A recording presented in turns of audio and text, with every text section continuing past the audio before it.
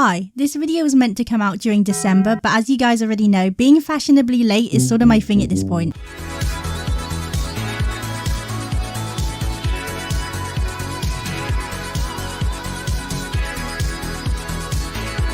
So there's this one Amphibia episode that I've been meaning to talk about for at least over a year now. That episode being the second segment of the 14th episode of the first season of Amphibia, Cracking Mrs. Croaker. Now I know a lot of people didn't particularly like this episode, which I can definitely understand why. However, I personally actually quite liked it, mainly due to the episode's main theme and core message, which is what I'm going to be discussing in today's video.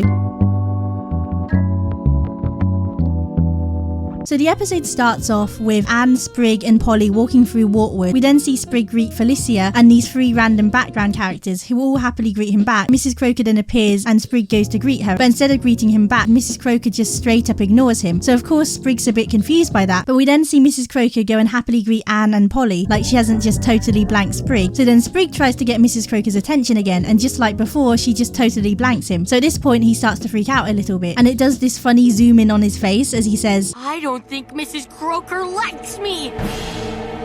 And at first Anne's just like, okay, and goes to change the subject, but then Sprig starts freaking out even more, so she reassures him and is just like, it's fine if one person doesn't like you. Then Sprig just completely misinterprets what she says, thinking that she said Mrs. Croaker not liking him was not okay. So when Mrs. Croaker returns, he opens the door for her, and just like before, she just completely blanks him again, and then does the same thing again when Sprig offers to help carry her shopping. So pretty much just doing as much as possible in order to try and get her to like him. And then afterwards, Polly's just like, well, that was the saddest thing that I've ever seen. Which I thought was quite funny. So then Sprig's just like, how on earth do I fix this then? So Anne then tells him that she went through a similar sort of situation with this girl at her school named Jamie Krieger, then tells him to just let it go. Then just like before, Sprig just completely misinterprets what Anne tells him, this time thinking that she said not to let it go, and then decides that he's gonna go and find out as much info as possible about Mrs. Croaker in order to get her to like him. Totally not fucking creepy at all. He then goes around asking some of Wartwood's residents what they know about Mrs. Croaker, though ends up finding out hardly anything about her, so carries on freaking out, tells Hot Pop about it. Hot Pop doesn't really care, so then later decides that he's gonna break into Mrs. Croaker's house and look through her belongings in order to try and find out the key to her secret wishes, then try and make them come true. I mean, at this point he's lost the bloody plot. So then, like any good friend that always tells you the truth over what you want to hear, Anne tells him that his plan is just absolutely crazy, and tells him more about that girl from her school who didn't like her, saying that Mrs. Croaker is just like Jamie Krieger, because just like how Mrs. Croaker doesn't like Sprig, Jamie just didn't like her for some inexplicable reason. Then Sprig still doesn't understand what Anne's trying to tell him, so then says that it's not the same because he's totally likable, and that she isn't always likable. So Anne then explains to him that she had used to give Jamie all of her pudding cups at lunch, even the chocolate ones with ribbons, yet Jamie still didn't like her, despite Anne being nice to her. And then of course Sprig ends up going through with his crazy plan, successfully manages to break into Mrs. Croaker's house while she's still out, starts looking through all of her stuff, then at one point he finds Mrs. Croaker's dentures, and guess what he then does? He puts the fucking dentures in his mouth. But what made me physically cringe at this part was the sound effect that's used when he first initially puts the dentures in his mouth. If you've watched the episode, you'll know what I mean. It's horrible. I mean, I don't know, maybe if you like ASMR, you might not really care. So anyway, Anne and Polly then show up. Anne tells him that he's got to leave, and once again Sprig misinterprets what she says and thinks that she and Polly have come to help him, and Anne's just like, yeah, you need help, but not with this. Put the stuff back, we're leaving. So then she and Sprig have a mini tug of war over Mrs. Croaker's stuff. It all falls on the floor. Sprig then notices some old photos of Mrs. Croaker when she was young, but then sees a photo of this mysterious frog that's wearing a suit and top hat. He also spots another photo of the same frog, and then comes to the conclusion that this frog is Mrs. Croaker's long lost love. We then find out that this frog is called Jonah, and Sprig then finds a map that may lead to where Jonah lives. Then decides that he's gonna go and find Jonah and reunite him with Mrs. Croaker, convincing himself that if he does this, then Mrs. Croaker won't just like him, but she'll love him. So he then goes off to try and find Jonah, whilst Anne and Polly decide to stay at Mrs. Croaker's house. It doesn't take Sprig that long to find Jonah. Jonah tells him that he's been searching for Mrs. Croaker for 30 years. So Sprig is super happy about this, and so then takes Jonah to Mrs. Croaker's house. They arrive back at her house, and Anne is pretty confused and is like, Sprig, where have you been? And who's this old frog you're with? Sprig then tells her that it's the frog who's gonna make Mrs. Croaker like him forever. And then this is when everything goes downhill. Sprig then knocks on Mrs. Croaker's door. She answers it, and at first we're sort of led to believe that they're gonna be super happy to see each other, because Jonah Jonah reaches for these pot of flowers that he's holding and says, Sadie Croaker, there's something I've been wanting to tell you for 30 years. But then he suddenly whips out a crossbow pistol and shouts, Sadie Croaker, prepare to die. He then goes to attack Mrs. Croaker and is like, you thought you got the best of me in Bogwater Canyon, but I haven't forgotten. Meanwhile, Anne, Sprig and Polly are all just standing there in shock as this happens. So then Jonah goes to corner Mrs. Croaker and says, the guild would surely take me back if I took you down. For 30 years I've been searching for you, but you hid too well, but thanks to Sprig leading me straight to you, your time is now up. To which Mrs. Croaker tells him, you should have let sleeping frogs lie and stayed away. You'd have spared yourself from what's about to happen. But Jonah just starts laughing at her and is like, You're just an old woman, what are you gonna do? And then Sprig is just like, oh yeah, she is an old woman. Leaps towards Mrs. Croaker yelling, I'll save you, Mrs. Croaker. And at this point, Mrs. Croaker is just over both Sprig and Jonah's BS, because she then knocks Sprig out the way with her walking stick saying, step aside boy, and then just starts beating the absolute crap out of Jonah. She also gets her pet spider Archie to trap Jonah with a giant web at the end of the fight. She then tells Sprig, Polly and Anne to keep what they witnessed top secret, and then she finally talks to Sprig and asks him why he's recently been behaving so erratically. And then Sprig says to her, I wanted to get you to like me, and tells her that he snuck into her house and went through all of her things, and that he saw the stuff about Jonah and so thought that he was her long lost love, so brought Jonah to meet her, which makes everyone start laughing, even Jonah. So then Mrs. Croaker says to him, What makes you think you can please everyone, kid?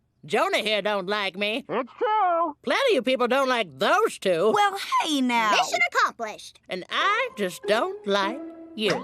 But what did I do? Why don't you like me? I mean, I like you. I don't know. Something about your big eyes and goofy smile rubbed me the wrong way.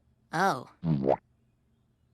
But you did go through all that trouble to get me to like you. I guess I can try and like you back. So then Sprig says, that's okay, you're right. Like me or don't like me, I'm fine. And then starts celebrating, suddenly thinking that Mrs. Croaker now suddenly likes him, much to Mrs. Croaker's annoyance. Which now leads me on to what in particular made me quite like this episode's main theme and core message. So I ended up relating quite a lot to Sprig throughout this episode. Obviously not the breaking into someone's house part, but seeing him feel like it was his fault that Mrs. Croaker didn't like him, even though he initially hadn't done anything to upset her or make her not like him. And then trying to get her to like him to the point where it started to affect his well-being was something that I really related to, especially being someone who struggled a lot with trying to people please everyone during my high school years. I mean, luckily it's not as bad as it used to be, though it is something that I sometimes still struggle with. But I really liked how this episode showcased that it's okay if not everyone you encounter in your life doesn't like you, which I know is a pretty common and cliche message that we often see in movies and TV shows. However, despite that, I do think it's an important message to share. But what I also liked about this episode is that it also showcased that sometimes people won't always have any sort of specific reasons as to why they don't like you, and that sometimes people just simply won't like you, and that that's something that you just have to learn to accept and move on from, which is what we see Anne sort of explain when she tells Sprig about that girl in her school who just didn't like her. And speaking of that girl who didn't like Anne, I actually had a slightly similar thing happen to me during high school. So when I was around the same age as Anne, there was this girl in my year who I thought was really cool, and so I really wanted to be friends with her. So whenever I saw her around campus, I'd always say hi to her and be friendly, but she'd always give me the cold shoulder. And then sometimes when she did say hi back, she'd always respond in a slightly pissed off and sarcastic way, which at the time really got to me, kind of like how Sprig felt when Mrs. Croaker was giving him the cold shoulder during this episode. And I remember at the time just not being able to understand why this girl just didn't really like me, because I hadn't done anything to offend her or upset her, yet no matter how nice and friendly I was to her, she just didn't like me. And even when I tried to fit in with her and her friend group, or when I'd go out of my way to try and get social approval from her and her friends, she still just didn't like me. So I just had to accept that fact and move on, which is what I eventually did, because constantly trying to get her approval started to affect my well-being, and in the end just wasn't worth it since she'd already made up her mind about me. So I liked how this episode showcased that sometimes people won't always have some big long-winded reason as to why they don't like you, because even though the whole it's okay if not everyone likes you message is quite common in TV shows and movies, most of them will always give a character a reason, or give them multiple reasons as to why they don't like another character, when in reality sometimes people just simply don't like each other. Similar to how that girl from my school just didn't like me, or how Mrs. Croaker just didn't like Sprig. Because when Sprig tells Mrs. Croaker why he's been acting so erratic around her recently, and how he just wanted to get her to like him, she just says to him, What makes you think you can please everyone, kid? which I liked, because just like with the whole not everyone will like you message that this episode gives, it also gives the you won't ever be able to please everyone message, and shows that those two things often go hand in hand, which we see showcased through Anne's story about Jamie Krieger and through Sprig and Mrs. Croaker's dynamic. And yeah, I know the whole Sprig breaking into Mrs. Croaker's house plot is extremely outlandish, but still, I thought the episode did a pretty good job at getting those two messages across to viewers. I also thought it was good that at the end of the episode, Mrs. Croaker had a slight change of heart towards Sprig and decided that she was going to try to like him, or at the very least be a bit more friendly and civil towards him, as this conveys the message that it's okay to not like someone even if you don't have any particular reasons as to why you don't like them, but that it's important that you at least actively try to like them and get to know them a little before deciding that you just don't really like them. Although even after you decide that you don't really like someone for no particular reason, it's still very important to treat them with respect and to be civil towards them, as that's just basic common decency. Lastly, I was super glad that at the end of the episode, Sprig was finally able to accept the fact that Mrs. Croaker just doesn't really like him, so also conveying the message that you won't ever be able to please everyone, no matter what you do or how hard you try, and that sometimes people just won't like you for no particular or legitimate reason. However, when that happens, it's best that you let it go and learn to accept it, and don't try to force said people to like you or be friends with you, as doing that is kind of toxic and you'll just look extremely fucking sad. So just don't waste your time doing that, because at the end of the day, people not liking you for no reason shouldn't change how you view yourself. You'll eventually find people that do like you. So yeah, overall, I thought this episode had a pretty good main theme and core message. I liked how they showcased both sides, not being able to please everyone and get them to like you, but also being the person that doesn't like someone for no particular reason. That's it. That's all I wanted to say. Follow my socials, consider leaving a thumbs up on this video, subscribe to the channel, stan Marcy Woo, and remember to drink some water. Goodbye.